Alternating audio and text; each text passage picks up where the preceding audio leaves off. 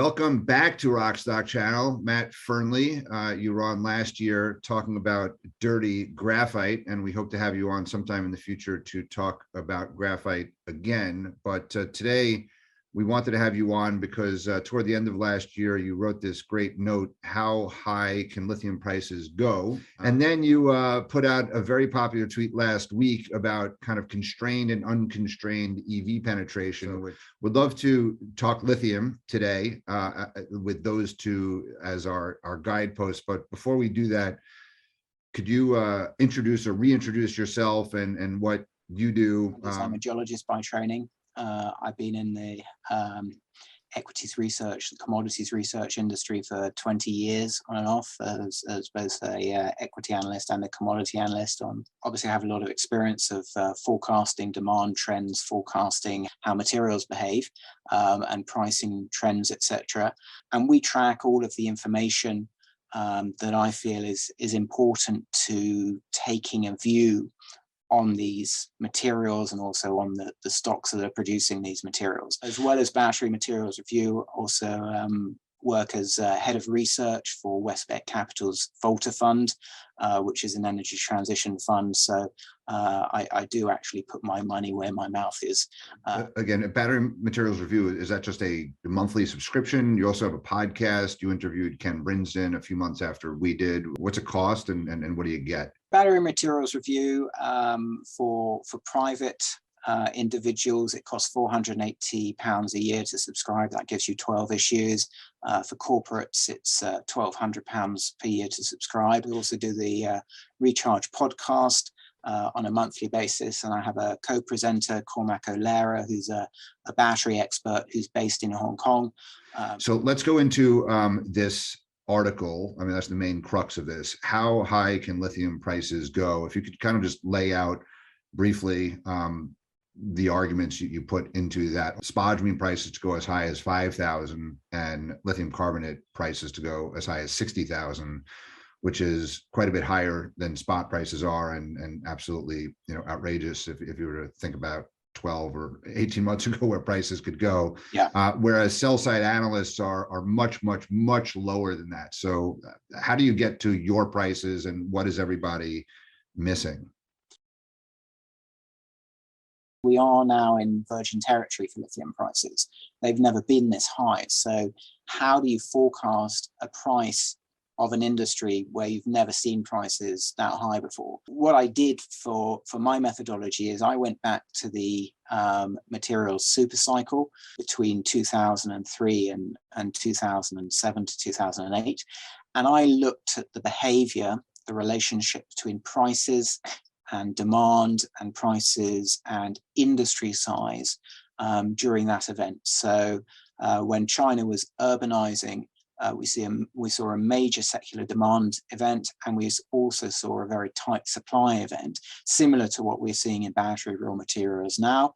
And I basically looked at the correlation between the amount that prices rose during that event and the market size for each of those commodity/materials, and then applied that to the battery materials and where we were now, and lithium in particular. And the initial work I did in this was in October 2020, and I initially published in October 2020 saying that lithium prices were likely to quadruple from the levels that they were at that time. And everybody said, "You're nuts, you're absolutely crazy. There's no way lithium prices are going to go up that much." Actually, as it happened, I was conservative, and lithium prices shot right through those targets. And I think that's a factor of how tight the market is and in what sort of level of deficit the market is at the moment. So we went back and we brushed off our data, and we looked at quarterly pricing rather than annual pricing, and we did a little bit more detailed analysis, and basically the numbers that you described earlier, $5,000 a ton for spodumene concentrate and $60 a kilogram or $60,000 a ton for lithium carbonate, that's what came out of our upgraded analysis. And even though those numbers sound absolutely crazy now, if I look back over what happened in the commodity super cycle, at the beginning of the super cycle, we expected $1 copper was crazy. And at the end of the super cycle, we got to $4 copper. So, you know, my view is if you have a secular demand event and a tight supply situation, you are going to get prices overshooting what you ever thought they could be.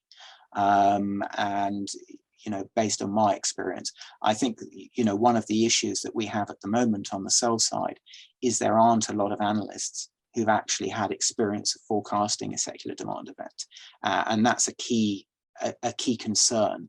You know, we've made all those mistakes. I've made those mistakes. The people I work with have made those sort of mistakes. And I didn't want to make them again. So I wanted to go in with what I thought was a more realistic forecast, rather than being in a situation where I have to take my forecast up 30% every 3 or 4 months or so. Could you walk through, there are 3 bullet points here in particular. First of all, I think there is an assumption in the market that 100% of the lithium carbonate that comes out of Latin America is battery grade. And it's not.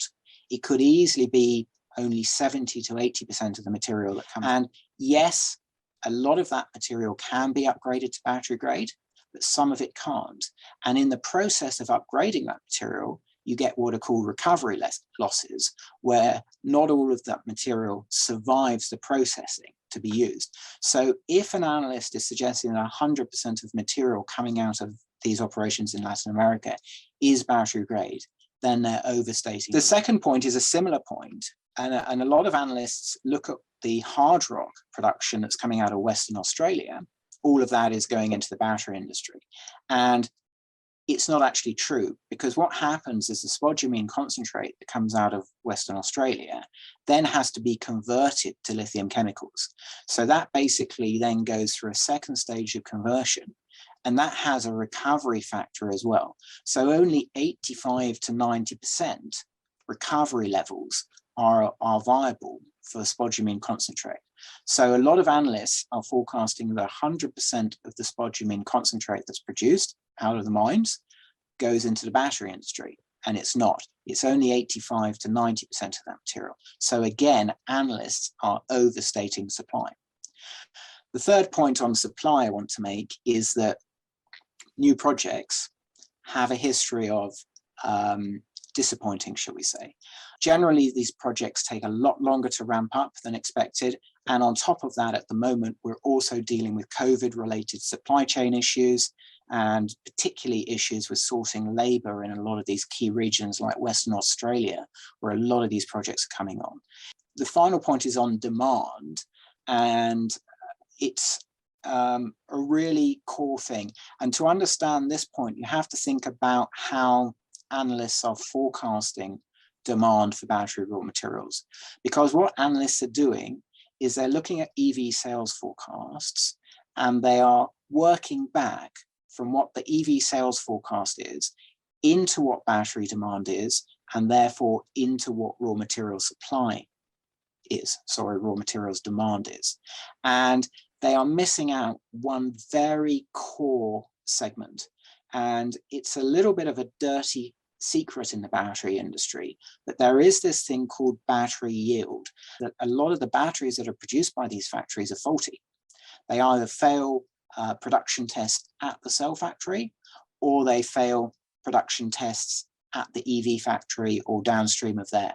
So if analysts are not factoring in battery yield of, say, 70% of capacity, then they are massively understating demand. A lot of the raw materials that are used to produce batteries are effectively wasted because they produce faulty batteries.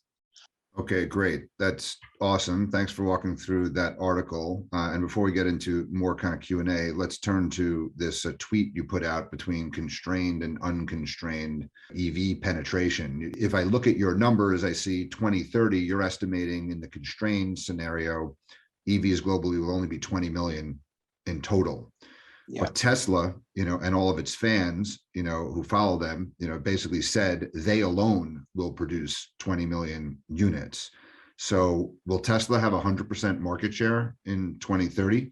What we've basically found over the last 4 or 5 years is that the amount of investment that's going into the EV part of the supply chain is about 8 to 10 times the amount of investment that's going into the raw material part of the supply chain. And given it only takes 2 years to build a factory and it takes between 3 and 10 years to build a mine, what we're looking at here is a structural undersupply in battery raw materials. And basically that's the reason why I built this, this way of modeling. So over the last, well, up until the middle of last year, I was at the top end of consensus for my EV sales forecasts. And over the course of the rest of the year, I fell from the top end of consensus to the bottom end of consensus.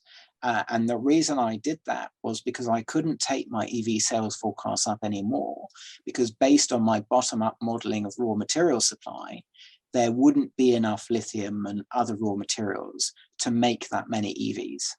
And, we've seen we've seen sell-side EV sales forecasts go through the roof over the last 6 months or so. And it seems to me that the sell side, because they haven't got their supply demand forecast right on the raw materials side, is overestimating the amount of electric vehicles that have been made.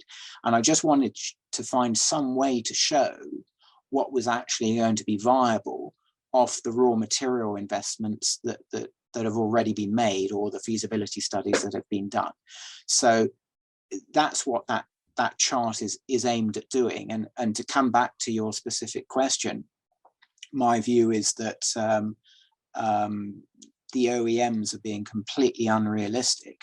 Not just Tesla, but other major OEMs are being completely unrealistic about the amount of EVs that are going to be able to be produced if there isn't a substantial investment in the upstream part of the industry very, very quickly indeed. Matt, every day I'm watching CNBC. It's now January 16th. I could point to 3 or 4 CNBC high profile, segments where they're talking about lithium shortages, and then Byron Wien, we have talked about this, who put out is famous forecaster now at Blackstone, ex Morgan Stanley, basically in his top 10 predictions said that what you're saying is that raw material supply constraints are going to prevent EV penetration being as big, or there's a significant risk of that, and then Chamath Palihapitiya is basically saying, a famous investor, battery materials is the scope. So your chart is reflecting, and you've done a lot of the bottom up work. It's starting to penetrate mainstream financial media. We had a fair bit of financing last year. I calculated $7.5 billion in lithium financing. I think I saw on your blog that you forecast a bit more than that, and then you looked at all the other metals, but it still pales in comparison. You're right, to all of the EV investments that are being made. But you just had, LG Chem went public, raised $10.5 billion for their LG Energy Solutions. Will they use some of that capital to invest in upstream raw materials? Will Ford, if they sell their stake in Rivian, use some of that? Because Jim Farley at Ford has talked about, going all the way up to the mine. Do you see the battery companies who have very big market caps, have a lot of the cash? The cathode makers can't do it. They're not really making any money.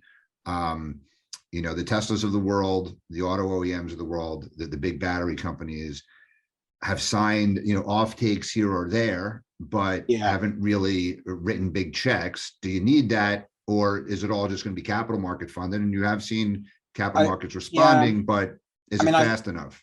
I think the big issue here is that, since 2018, when obviously the battery raw material markets peaked, it's been very difficult for mining companies to raise capital. And if you look at the industries that are leveraged to the battery supply curve, the only industry that currently is sitting on net cash positions is the auto industry. So, you know, you do expect the auto companies to have done their homework and realized that there is a big imbalance in this industry, but clearly they haven't. And, you know, this is the problem that we're dealing with. Yes, now the battery companies are sitting on a fair amount of cash, or some of them are, but a lot of that cash has to go into their own expansion. At the end of the day, the auto companies are sitting on quite big net cash positions, plus cashing up from all of these SPAC deals, etc. And, you know, I like to see the auto companies coming to the market, because at the end of the day, they're the guys that are going to get stuck between a rock and a hard place with this. Most of the battery manufacturers have raw material price pass-through clauses, and the auto companies don't, because effectively their end consumer is us. And, you know, why am I going to go and replace my ICE vehicle with a vehicle that costs twice as much? And I'm not. So, you know, the EV story succeeds or fails on whether auto companies can provide EVs at a reasonable price. And of course, if raw material costs are going up, battery costs are going up, it's going to be increasingly difficult for them to do that. So I really would like to see the auto companies starting to move. Many of us in the industry, you, me, the guys from Benchmark, other guys in the industry have been saying this for 3, 4, 5 years now. And it's clear that the auto company management teams have not done their homework. I think auto companies are used to dealing with mature industries like steel, where they turn around and say, yeah, I have another 10,000 tons of steel this month, or actually I need to cut my buy to 10,000 tons less of steel next month. And, you know, that's easy in a mature industry like steel.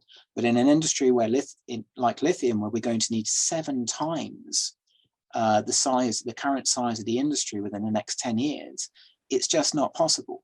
And I just don't think that the auto industry has gone any further than perhaps the battery side with its industry analysis. And the other major issue I think that we're dealing with at the moment is, if you look at the procurement departments of the auto industry, we're definitely starting to see some movement in the last 12 to 18 months. I can name 4 or 5 different auto manufacturers which now have raw materials procurement departments that didn't have them 12 to 18 months ago.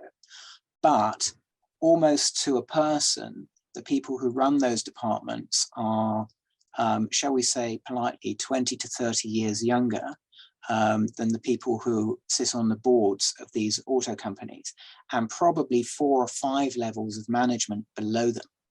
And I think that's the problem. The people who are in the procurement departments, they know now that there's a problem. The people who are on the boards of auto companies, they're still living in cloud cuckoo land. And that's the issue that we're dealing with. So we need the auto companies to wake up very rapidly to understand that there is an issue. If auto companies invest now, you can still head off the issue by 2028, 29, 2030. Not for the next 5 years, but maybe for the end of the decade. But they have to start investing now in those projects.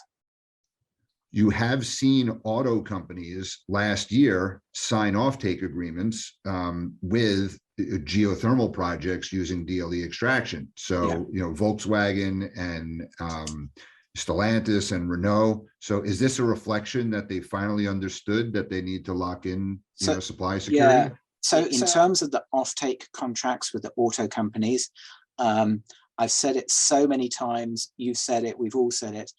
In my view, offtake is not enough. You know, for the auto companies, because they're moving so slowly, because the Western world auto companies have moved so slowly on this, what's left in terms of offtake is either very early stage projects, which aren't that developed, or it's what I would call less plain vanilla projects. So plain vanilla projects in the lithium area are things like hard rock spodumene, which we know can be upgraded to lithium hydroxide, or brine projects, which can make lithium carbonate. Less plain vanilla projects are untested technology at the commercial scale. So things like geothermal projects relying on direct lithium extraction, or sedimentary lithium projects. You know, we know they work in the lab, but we don't know if they work at large scale on a commercial basis for battery grade lithium. So, you know, it's all very well that some of the Western auto companies have signed up these offtake agreements with these DLE geothermal projects, but we actually don't know if those companies are going to be successful at producing the stated amount of product to the correct specifications in the time schedule that they've set out. So for me, that, you know, that's the risk. And as I've said before, offtake is just not enough. These companies have got to deploy their balance sheets and start investing in the industry. Because the other point that's a big issue is the sort of investments we're seeing are only in producing assets or assets that are close to production. And if we genuinely want to have a viable industry, we need to start investing further down the value chain. They've got to start investing in juniors and making capital available for juniors to go forward and develop and explore and find the assets of tomorrow. And you know, that's a big area that the industry is just not looking at the moment. We know we have a problem. It looks like unquestionably we're in structural deficit now. So the question now is, Matt, if an OEM came and asked, you know, what is it that you see as the fastest route and flow sheet to increase battery grade lithium supply? How would you answer that question? If it was a specific OEM, I would sit down and say, look, these are my 5 most favorite projects, which are close to production or in production, or maybe a little bit away from production. I suggest you buy one of these and use the material from this project, because if you do that, then you could effectively be paying the production cost of lithium carbonate or lithium hydroxide rather than the market price. If it's the auto industry, what I would say to them would be, go out, take a couple of $2 billion and finance as many projects as you can, because only by financing a lot of projects are you going to push the price down. It won't be for the next 5 years, but beyond that, you would be successful in pushing the price down if you finance a lot of projects. But it's only by deploying your balance sheets that you're going to get yourselves out of this. Tolling spodumene concentrate in China. Yeah. To utilize the excess capacity that's there, is that a viable option for you? I think that most spodumene concentrate producers are quite keen to go fully integrated over time. So when capital is available for them, I would expect them to set up their own integrated lithium chemicals production. So I think the tolling industry in China is going to struggle. Do you see, you know, Canada is a meaningful supplier of both spodumene and chemicals in the future, especially if you look at some of the quality of the ore bodies and low impurities, and the fact that they have access to low GHG hydropower? Absolutely. I mean, I'm really excited about Canada, not just in lithium, in nickel, in graphite as well. I think Canada's got some of the best resources in the world in lithium, in graphite, in nickel. A lot of these unexplored and undeveloped, really world-class hard rock spodumene assets out there. And, you know, given that it's got access to a lot of hydropower from both an efficiency standpoint and also from a CO2 intensity standpoint, it makes a lot of sense for Canada to set itself up as a major battery raw materials production center. You've obviously got, you know, the potential of the US EV industry sitting just to the south. And I think I think Canada should obviously invest in raw material production, but I also think Canada should invest in processing. So why let that raw material go over the border in its raw form? You should process it also in Canada, potentially put the cathode plants in place as well, and then ship cathode south of the border into the US cell factories. But for me, Canada should be looking to fully integrate itself in the battery raw materials industry. Is a huge once in a lifetime opportunity for Canada based on the resources that it's sitting on. You know, in the super cycle, we saw a lot of downstream industries coming in and making money available to mining companies, junior mining companies. And we've got to see that going forward. You know, as we all know, with investing in junior mining companies, not all of them are successful. But you've got to create a sort of nucleus of companies that can be successful and go to the next stage. I guess that's the whole point, really, is if you know only a percentage, therefore it's a numbers game.